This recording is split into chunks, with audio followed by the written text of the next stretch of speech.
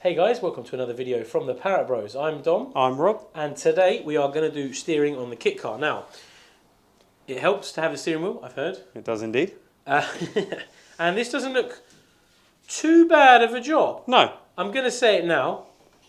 We may jinx that going forward. What are we going to say, about 6 out of 10, 8 out of 10? I don't even think that. Do you know, I reckon this is a solid 5 out of 10 job. Because there's only 3 parts, main parts. And effectively, we'll summarise the job quickly. We have the original Mazda steering column, which bolts here, has a bracket holding it there, goes through that hole, and then we add on an extended steering shaft, which then goes to the rack, which bolts on these lovely bolts right here.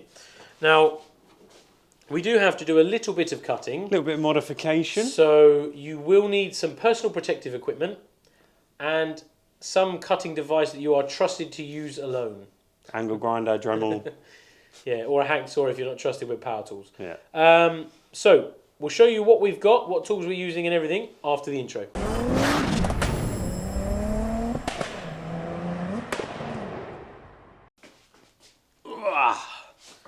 Oh, it's a long way down. Right. So, this is the original Mazda steering column which we're going to be using, which includes the barrel for the key. The bracket we're going to be reusing is this one here, which bolts onto that hoop up the top there, and then we're going to be cutting this bracket off because we don't reuse this. This was to go into the floor of the Mazda, but we don't have a floor now, but we're going to be putting a bracket here. This is the modified steering shaft, which has 2 UJs, one on each end, which is for connecting up to the rack. Now, this is the rack provided. It's not a Mazda one, it is one specifically for the kit cars. It's bolted on with 2 brackets, which go onto the corresponding tabs on the front, and there's a clamp and some bolts for the job. Now, what we're going to be doing is we're going to have a quick offer up. We're going to cut this off, and then what we're probably going to do is just paint this and this just to protect it. You don't need to, because obviously, I mean, this has been in a Mazda 23 years? Yep. It's a little bit grubby, but predominantly it sits inside, whereas with a kit car, there's always a little bit of a risk that it might get out to the elements, and there's not a lot of protection, and you'll never really get any heat into it because it doesn't have a heater.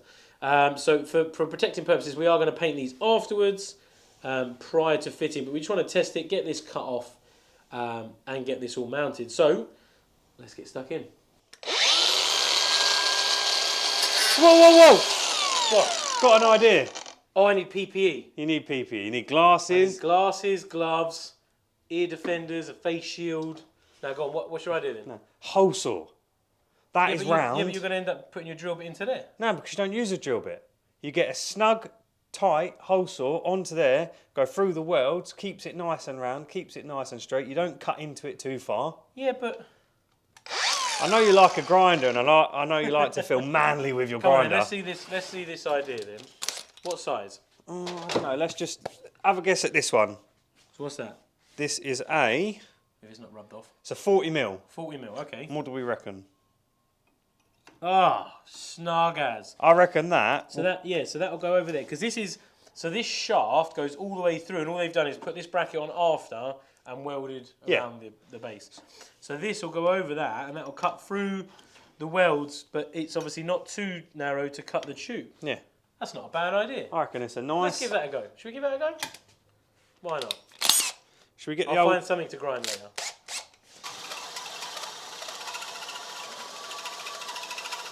Come back a bit. So while that was a really great idea, the only issue we have where is it? Here. Yeah.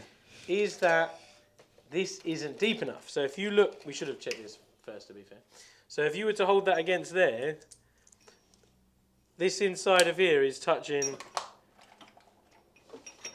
the steering shaft, so you can't actually go far enough in to cut all the way through. So I honestly thought it would work. It's a great principle. If you can find a longer, deeper hole saw, then that's definitely the one. But it was the safest option to start with, so we'll do that. We'll go to the next least dangerous option, questionably dangerous, less dangerous than the grinder, which is still on the cards. The grinder's still on the cards. Is the Dremel, because The disc isn't as big, which means you can take it slower, cut it nice. And you've got it's variable, so you can control the speed. Exactly. Plus, it's a thinner disc, and you can always just work your way around. Yep. As you we can go. always, you can always cut wider if you're worried, and then just file down afterwards or grind down afterwards. So it's not that. So on to number 2.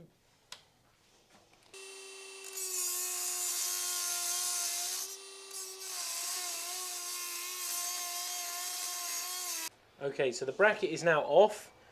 We actually resorted to a combination of the Dremel and the grinder as well, because the Dremel, whilst good for getting all the way around, didn't quite get all the way through all the way around. So we had to get the grinder, and then we just bent it off, which then leaves us with the bracket off. And then all we have literally is a few mil of weld all the way around, which we're just going to take a small Dremel and just get it nice and smooth. Try not to go too far, because obviously we don't want to go into the shaft itself. But just clean it up so it looks nice. It doesn't actually matter too much, but just trying to get it nice and smooth, just so there's no sharp edges on there. Once that's done, then we can go and offer it into the car. Okay, so there's the finished article. Just as you can see, it's nice and smooth. We've actually just cleaned off around the area because we are going to be painting it. But it is, get rid of that. All you've got is a tiny fine line just where we've cut it out. The shaft does actually get slightly narrower, so while the hole saw bit would have worked, it has also just scored a tiny line in it. So the hole saw is probably not the best option. The grinder's probably the best, even though it's arguably the most dangerous. Right. Let's have a go. Offer it up. Let's see what we got. Offering it all in, yeah. So that shouldn't even get near the hole, should it? Does it go like? No, other way. Is it? Sure? No, I think it is might be that. on top, you know. I think it is like that. To be honest. Well, yeah, actually, because you can't put it underneath. It'll touch the pedals, won't it? Yeah, if you do it underneath, Yeah, you'll be touch the brake pedal. you'll be braking all the time. So. Offer that on top. Do we have bolts, or do we need to find? We have bolts. They are on the floor. There is, I think, 8 domed head 8 mils or 6. And a bracket. So the U-clamp. And a U-clamp. The U-clamp. I'll tell you what. Stick one of these in. Just to hold it. Okay. So what we're going to do is we're going to just put a cable tie around this, just to stop it falling out, because it's only in 2 U-shaped channels. It can quite easily slide down and drop out. Yep. We've put the bracket in loosely, the clamp bracket, into the lower section. They're in loose as well, but what we need to do is work out the length, because there's about an inch of play. So we just need to suss that out. So let's get this second part in. Well, which way round does this go, do we know? I don't know. Let's should we do a manly thing and look at the manual? We shall consult the manual, because this has 2 separate options. So this end looks like that. Again, it will still have a UJ going both ways, and then on this end is a bit more serious UJ. Looks, to be fair, apart from the size, it's it does much the same. But I'm guessing, yeah, probably the thicker end is at the bottom. This one, just based on the fact that that's painted. So, guys, we've looked at some pictures and discovered that this end that come out of the cart goes into the top, so you have to sort of feed it through the hole. It's a bit of a fiddle, but we'll get there. I guess if you didn't take your donor car apart that long ago, you probably would have remembered that one was on the inside, but because we did it probably 3 or 4 months ago, maybe more, maybe even more, that is the case. So this is the fun part, is trying to get that on the spline bit straight. Do you want me to hold this? So what we could do, it should be. Yeah. Give it a wobble. Give it a good wobble.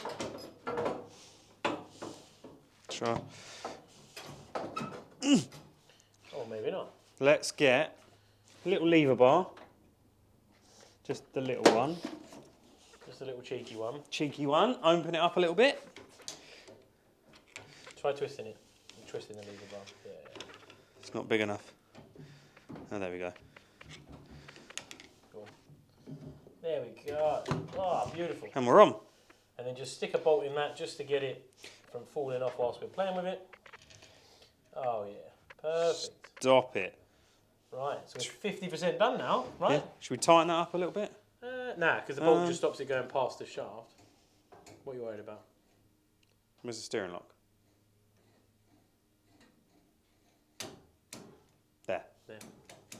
You got any keys? Yeah, we do have a key. So it retains the original steering lock. It does indeed, and the emissions, Immobiliser. the immobiliser. Yeah, definitely won't have the emissions. I No. mean, of course it'll have the emissions. Big camera for hanging off of it. IVA. For IVA purposes, yeah. Okay, Right, so so we've got this in. There's no bracket that holds that in the middle, is there? no, it just floats Onto the rack. onto the rack. Yeah. So I think should we get the rack mounted? We can. What are you going to do about painting this? Well, we'll get it all sort of the rack mounted, and then we can figure out lengths. No, because we can always pull it off the rack, Yeah. can't we? Because the rack's new, so that doesn't need to come off Yeah. once on. So, obviously, the rack's mounted, so we can pull it all up this way because we need to paint both of these two parts. So we Yeah. can pull it all up, and we can mark up. And now that looks like it's going to be fun to fill up with brake fluid. But that is for a later date. So, Yeah, well, it's easily an inch there. so what have we Right, got? so- We've got 2 alley brackets and Yeah, so 4 let's 8mm throw that on. It nuts. can only go one way around because It can. There's a bigger and a smaller. there is a bigger and a smaller, and the steering column mounts to this side. Oh, so. okay, yes. So, Now, this is the fun part, is we had this debate last time as to which way, because you have the bodywork on, which way it's going to go through. yep. Oh, Oh, twisty. twisty. Right. To me, to you. To me, Oh. I can definitely see why this is beneficial with 2 people over 1. definitely. How are you getting on? Oh, I think I'm there. Are you home? ish. Home-ish. Ish. What's? Yeah, it's just a little bit off. Don't know whether it's... I think it's just tight. Okay.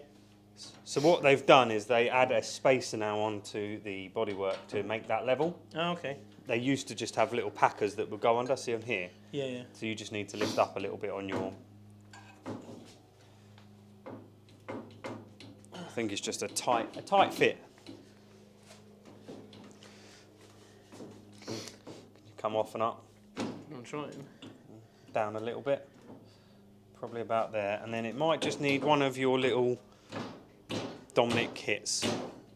Yeah, it's there or thereabouts. Alright, let's get mine bolted on. We'll get it snugged up.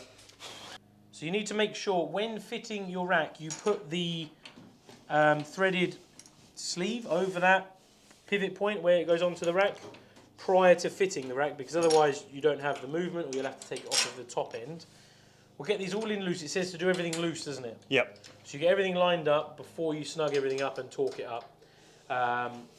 It will touch while it's loose, because obviously the rack has plane. If you lift the steering column up, it then drops it down, which means it will then clear the hole. Because if you let go, it does actually touch, and you think, oh, blimey, and it's really close to the brake pipes as well. But it's not touching, so that is good. Is that snugged up? Yep, so that's snugged up, steering rack. Okay, so this is all temporarily fitted, snugged up, done up tight, just so we could get make sure everything's right, wasn't it, Yep. basically? And we've got the old Mazda steering wheel. We only put that on just so we could centre the rack, just to make sure, and to see kind of how many turns it's got. Yeah. So what, do you want to show them? So we got Your keys in, yeah? 1.5 right. Quarter, 1 1/4. 1 1/4, sorry. And then 1 Again, and 1/4. and 1/4 again that way. So the rack's centred and steering lock works, which is lovely.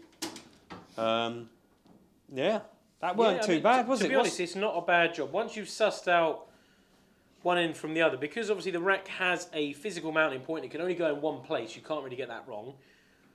The shaft, the intermediate shaft that goes between roughly them, goes in one place. again, can only go in one place, and it is splined, so you just slide it over. And it's just a case of getting this nice. Yeah. And then that's it. Because the reason we centre the rack is because obviously when you put your ball joints on, Yep. onto your arms and everything and set them up, you want it to be square. It just makes it easier to stick a steering wheel on with an obvious centre point to work it out. So it's quite a quick rack. If basically It it's is. a full lock, lock is basically a full turn. Yeah. And what's that taken us? 2 hours? Yeah. So Hour and a that's- half, 2 hours if you include a bit of sanding down Yeah. and cutting and whatever. So now we just got a bit of painting to do, and that's not too bad a job. No, so that is one extra job Ticked off the ticked list. off the list. So we're going to pull this back off. We'll get it painted and then we'll just show you a finished side-on view of everything. Yeah. Okay, so here is my glamorous assistant showing you all what we've done. So we've got 2 fixings right at the top, which is there, with bolts underneath, and that sort of slides up into the slot. And then Yep. you've got a U-clamp here, and there's a hole, point to the hole through the bulkhead, and there is a hole there. Now let me reposition the camera to show you better the downwind part, which we have here. So, it comes through the bulkhead there, and it's one single piece which goes all the way down to the bit that now we can't see again. Let me move it here. Hold on.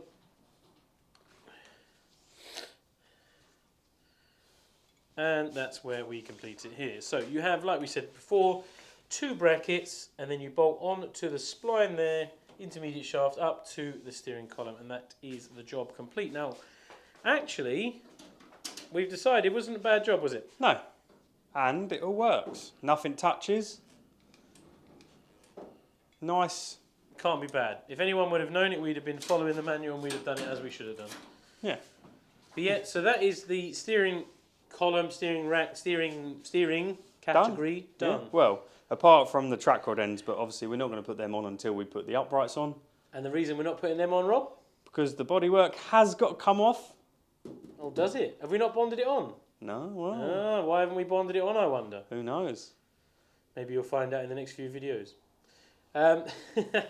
But yeah, any questions, guys, as always, give us a shout. Yeah. Like we said, we've painted this just to protect it. This is inside and going to be covered by the scuttle anyway. We painted the shaft inside the engine bay. Which is more likely to see a little bit of splash should we... Have it on a rainy day? Yeah. You never know, you might get caught ashore. Yeah, hopefully not. But yeah, until next time, guys, bye for now.